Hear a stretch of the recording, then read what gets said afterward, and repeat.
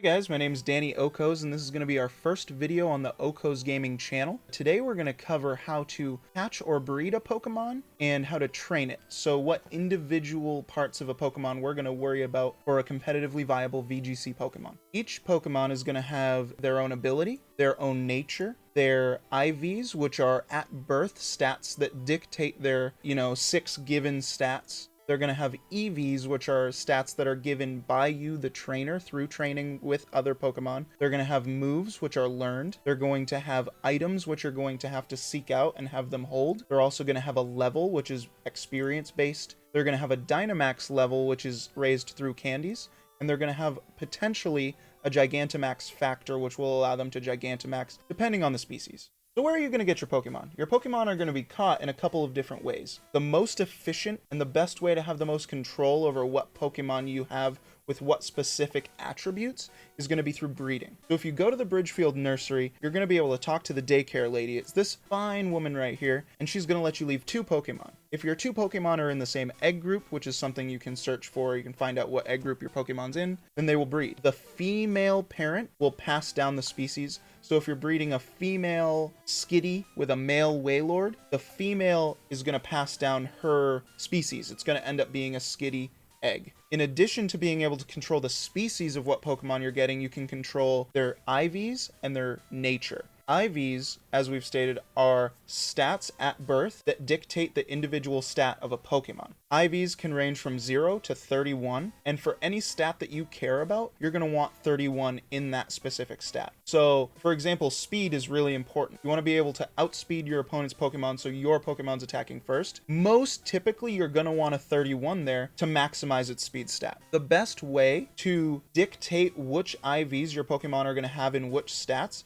is to use an item called the Destiny Knot when breeding. Your Pokemon that's not holding the Everstone in the daycare is going to hold the Destiny Knot. And what that does is it's going to pass down 5 IVs when breeding. Most typically, without the Destiny Knot, you're only going to pass down 3, and the other 3 IVs are going to be randomly generated. Being able to maximize that possibility to 5 is going to make you breed less Pokemon over time and be more efficient. If you didn't pick up the Destiny Knot in your playthrough, the best place to grab it is probably the Hammerlock Pokemon Center for 10 BP. In addition to your Pokemon that's going to be passing down its IVs, you're going to have a Pokemon that's passing down its nature. Most typically, this is going to be a Ditto. I have a whole farm of a Ditto with every nature so that I can make sure I get the Pokemon with the right nature, and then we'll get it with the Pokemon with the right IVs for breeding. To pass down a nature, you're going to use the item called the Everstone. You have the Pokemon with the nature you want, hold it. That will pass it down guaranteed. The Everstone's definitely going to be something that you find in your playthrough. The next attribute of a Pokemon that's going to be dictated through breeding is their ability. Every Pokemon's going to have an ability, but you have a 60% chance to pass down an ability from a parent. Furthermore, there are Pokemon that have hidden abilities. So you need to do raid dens to catch those Pokemon, and you can look up which Pokemon are in which raid dens and which Pokemon have the ability to have their hidden ability. Pokemon from raid dens are going to have various perfect IVs when you catch them, and you can use those Pokemon, but we'll talk about that shortly.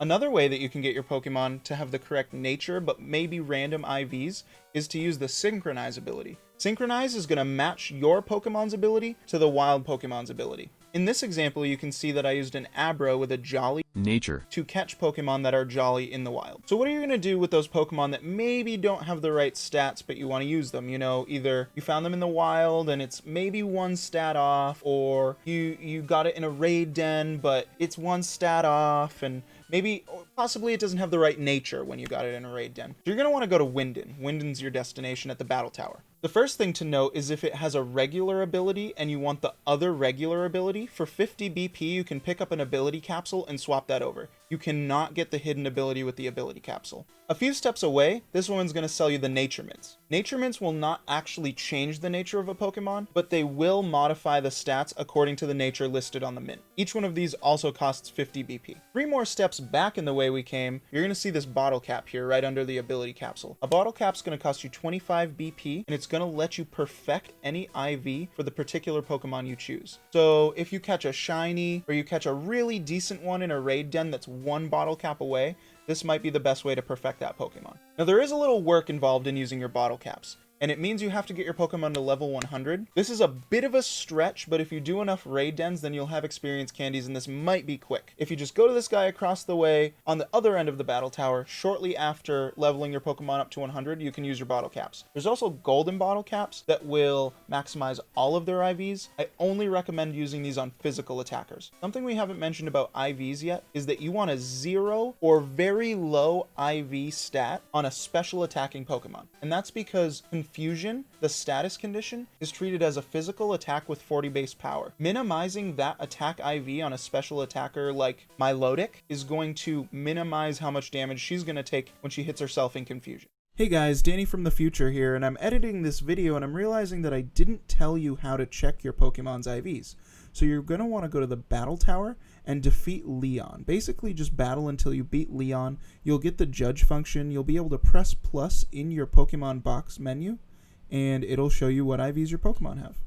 So you have your Pokemon that you've chosen to be on your team, and their attributes thus far are decided. They have an ability, they have a nature, and they have IVs. So what do you do next? You're going to want to put EVs on this Pokemon. And EVs are kind of an unmeasurable invisible stat. It's really hard to grasp this concept, and I'm going to try to be very specific on how they work. EVs are visible in a menu in a way, but they're not measurable. You will never get a number of how many EVs are on a Pokemon. You're going to have to be very deliberate about adding these. Although there are ways to remove them, I would recommend just doing it right the first time. So what EVs do you put on a Pokemon? Let's talk about a specific Pokemon. Let's go with Cinderace. So Cinderace is a physical attacker, and his intent is to be as fast as possible. This is very simple because we want him to hit as hard as he can and be as fast as he can. We're going to maximize his speed and attack EVs. But how many can we put on? We can put 510 EV points on a specific Pokemon, and each unique stat can have 252 EVs per stat. How it usually works when you're maximizing those stats is 4 are going to go into another stat. 4 EVs are equal to 1 point in that specific stat. Unfortunately, because you get 510, 252 and 252 is going to be 504. That following 4 is going to be 508, and those last 2 are kind of irrelevant. You can throw them into that third stat. You can just toss them into whatever. They're never going to matter. There are Pokemon that you can efficiently distribute those EVs so they're all even numbers, but it's usually not that important. So what is the most efficient way you're going to get EVs on your Pokemon? The most efficient way is through vitamins. Each vitamin distributes EVs for a specific stat plus 10. Now we're still going to be in Winden, but we're going to go to the Pokemon Center beneath the battle tower. Once you're there, you're going to want to talk to the Pokemart worker on the right side. For $10,000, you're going to see that you can buy 1 bottle of vitamins. This one is HP up, and it's going to raise the base HP of a Pokemon. Protein is going to increase their attack stat. Iron is going to increase their defense stat. Calcium is going to increase their special attack stat. Zinc is going to increase their special defense stat. And Carbos is going to increase their speed stat. Alternatively, if you have the Isle of Armor DLC, fly to the Fields of Honor. Honey's going to be on the right side inside. If you donate enough watts to Honey, she'll get a vitamin supplement vending machine in the back of the dojo. These vitamins actually ended up only costing 5,000 Poké-Dollars, and they're going to be much more cost effective for you. Finally, the last alternative to get vitamins is going to be going to the Hammerlock Pokemon Center. Talk to the same NPC on the right side where you can get the Destiny Knot. For 2 BP, you're going to be able to buy your vitamins here. I mentioned that you can kind of see what your EV investment is, but you're never going to see the number. So if you go on your Pokemon's stat screen, you can hit the X button, and it's going to show you this light greenish yellow graph in the middle. That's going to be your EV investment. Furthermore, above that, you can see that there's some sparkles around this Rillaboom's HP stat. That means that I've maximized the EVs in his HP stat. There's actually another way to get EVs on your Pokemon, but they're not as efficient. And you probably never would have guessed this, but Pokemon are getting EVs every time they gain experience up to their 510. This isn't something that's obvious in the game, but it is happening. And you want to be really careful with Pokemon like Urshifu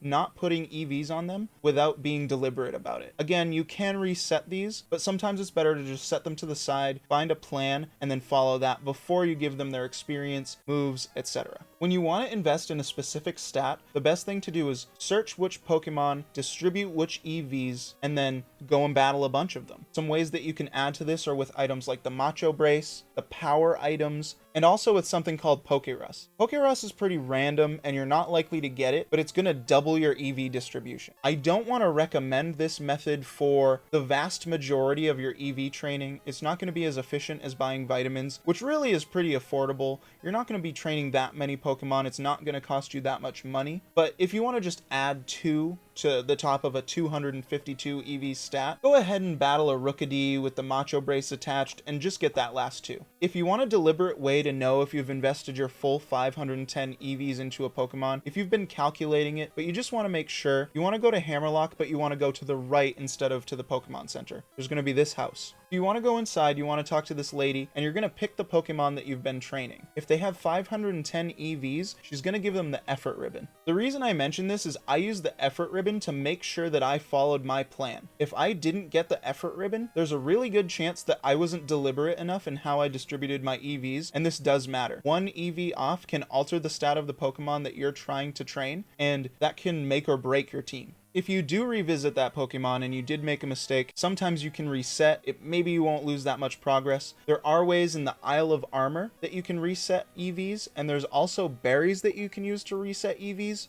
My recommendation is not to mess up. The next attribute of a Pokemon we're going to talk about is moves, and moves are really important because moves are what you do in a battle. Again, this is something that's going to be chosen deliberately before you build your Pokemon. You're going to craft them because of a strategy, and then you're going to build them in-game. There are several ways for a Pokemon to learn a move. Pokemon can learn moves from leveling up, evolving, TMs and TRs. They can learn them from tutors found throughout the game, people who will just teach your Pokemon a move, and finally you can teach a Pokemon egg move. There are 2 distinct ways to get egg moves onto your Pokemon. The first is by taking a male of a species that learns a move and putting it in the daycare with a female of the species you want the move on. They're going to need to be in the same egg group, and these are usually pretty specific. You're going to be able to search out ways of which male you're going to need with this species that you want female. What's going to end up happening is you're going to use that offspring as either a parent to pass that move down to the Pokemon you want of that species, or alternatively, you can put 2 Pokemon of the same species in the daycare regardless of their gender, and if you have an empty move slot, you're going to be able to pass that egg move over after some time. That is correct. You can put 2 males or 2 females in the daycare, and as long as they're the same species, specific species, it can't be Feebas and Milotic, it has to be Feebas and Feebas or Milotic and Milotic. If you have the empty slot on the receiving Pokemon, which you'll be able to do at every Pokemon Center with the move deleter, you're going to be able to pass that egg move over. I want to take a moment to talk about Protect, Detect, similar moves like that. King's Shield, Grassy Shield. These are moves that are going to protect your Pokemon for a turn from most attacks. These are really important because it gives you opportunity in a double battle to defend your Pokemon from pretty much all forms of damage. These are especially important in VGC, and this is, in my head, a third option, right? Like you can attack, you can switch your Pokemon, or you can protect them. And this is going to come up a lot. If I was learning Pokemon today, I would want someone to specify to me how important these things are, and we'll talk about that more in another video. We're back talking about items now, and items are actually pretty simple. Your Pokemon can hold 1 item, and they're going to be items that last throughout the battle, or they're going to be items that are triggered and then consumed. An example of an item that would be triggered and consumed would be something like a citrus berry, where if your Pokemon's health hits 50%, they're going to gain health back. Assault Vest is a really good example of an item that lasts throughout the whole battle, which is going to give your Pokemon defensive boosts. Again,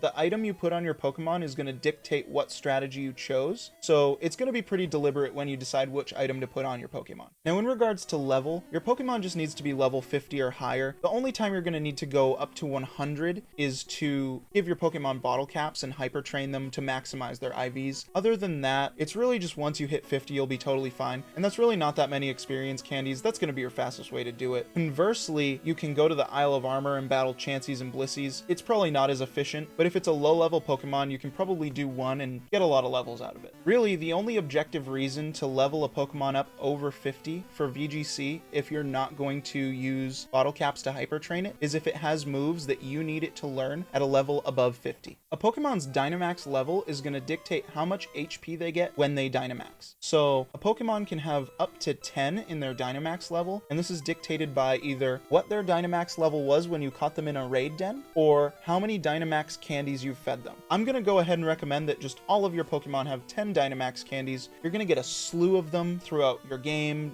doing dens. You're going to end up doing dens. You're going to have a bunch of these. Just pump them full of them. There are Pokemon that will end up being support Pokemon, and they very likely will not ever or Dynamax, but it's better to have your max 10. When you have your max 10, your Pokemon's HP stat is going to double on Dynamax, and double health is important. It would always be a suboptimal play to not max out a stat that you could max out, so just go ahead and do it. Invest the 10 candies, get it over with, it's easy. The final attribute we're going to talk about today is the Gigantamax factor. Not every Pokemon can have the Gigantamax factor, but you're going to know which Pokemon do. It's specific species like Pikachu, Charizard, the Galar starters, they're going to have the Gigantamax factor. And what that means is they're going to alter their form in their Gigantamax, and they're going to get a different move. If you're going to choose to have a Pokemon with the Gigantamax factor, you're going to want to deliberately choose that when you're building your Pokemon. Some Pokemon's Gigantamax factors gives them special moves that are unique to them and are worthwhile. Other ones are not so good. Ones that come to mind are like Corviknight's Gigantamax move isn't uniquely better than just Max Airstream. This will again be dictated when you're building your Pokemon before you breed, catch, train, whatever you're going to do. To get the Gigantamax factor on a Pokemon, you can do it one of two ways. The first way is you're going to catch it in a raid den, and you're going to know it's a Gigantamax Pokemon when you're battling and catching it. The other way you can get a Gigantamax Pokemon is on the Isle of Armor. If you go to the dojo, you can make Max Soup in the back left corner of the building. This is going to work for most species that can have the Gigantamax factor. However, there is one species, Urshifu, that's going to need Max Honey as well. You can obtain this through raids of Combi and Vespiquen on the Isle of Armor. I had a lot of fun making this video. I wanted to be as detailed as possible, but as basic as possible so that everybody can understand